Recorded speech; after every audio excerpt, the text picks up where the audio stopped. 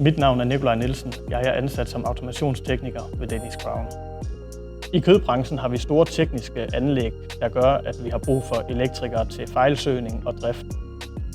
Kødbranchen har brug for elektrikere, fordi du som elektriker kan løse mange opgaver på deres tekniske anlæg. Jeg vil anbefale dig at blive elektriker, fordi dine muligheder aldrig stopper.